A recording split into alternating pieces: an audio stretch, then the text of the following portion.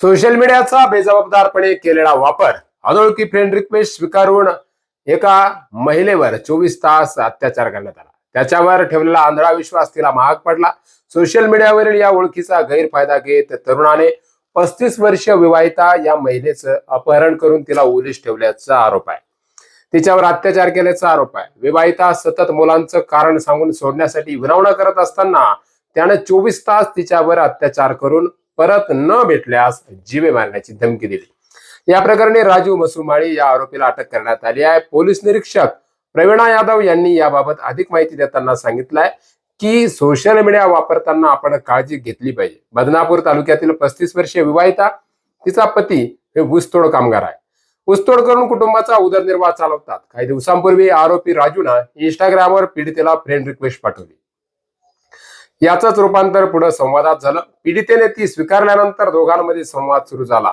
विवाहितेची वैयक्तिक माहिती घेऊन आरोपीनं तिचा गैरफायदा घेतला. पीडिता आणि तिचा पती गंगापूर येथे ऊस तोडणीसाठी गेल्यानंतर राजू तेथेही पोहोचला. त्यानंतर एवढ्यावर तो थांबला नाही. त्यांच्यात दररोजचं बोलणं वाढलं आणि बोलणं वाढल्यानंतर 14 जुलैला पीडिता घाटी रुग्णालयात तिच्या नातेवाईकाला भेटण्यासाठी बहिणीसोबत शहरात आली होती. सायंकाळी 4 वाजता बहीण गेल्यानंतर ही महिला भावासोबत रुग्णालयात थांबली. ही बाब संबंधित आरोपीला कळताच आरोपी राजूनं तिला घाटी रुग्णालयात भेटण्याचा आग्रह धरला.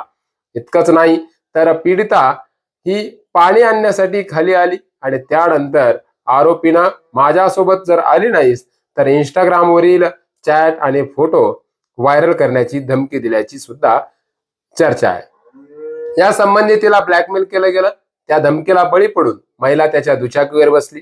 मात्र राजूने तिचा मोबाईल हिसकावून तिला जबरदस्तीनं शहरापासून दूर असलेल्या निर्जन ठिकाणच्या पत्र्याच्या शेडमध्ये नेऊन ठेवलं. मंडळी, 24 तास ओलीस ठेवून डांबलं. इतकंच नाही तर 24 तासामध्ये सतत अत्याचार सुद्धा केले. राजूने पीडितेला शेडमध्ये डांबून ठेवल्यावर तिच्यावर अत्याचार करण्याचा आरोप ठेवण्यात आलाय. पीडितेनं मला माझ्या लहान मुलांची आठवण येते, मला घरी जाऊ द्या अशी विनवणी केली. मात्र त्याने 24 तास तिला ओलीस ठेवलं, सातत्याने अत्याचार केले. त्यानंतर तिला नेवासा येथे आणून बसमध्ये बसवून दिलं. यावर या सगळ्या गोष्टीनं परेशान आणि पीडित जी महिला होती तिने जाताना आरोपीने तू जर पोलिसांकडे गेलीस किंवा माझ्याकडे परत आली नाहीस तर तुला जिवंत सोडणार नाही अशी धमकी दिल्याची सुद्धा फिर्यादीत म्हटलंय. आरोपीचं हे विकृत वागणं पाहून घाबरलेल्या पीडितेनं घडलेला सर्व प्रकार पतीला सांगितला आणि मग त्यानंतर पतीने तिला धीर दिला.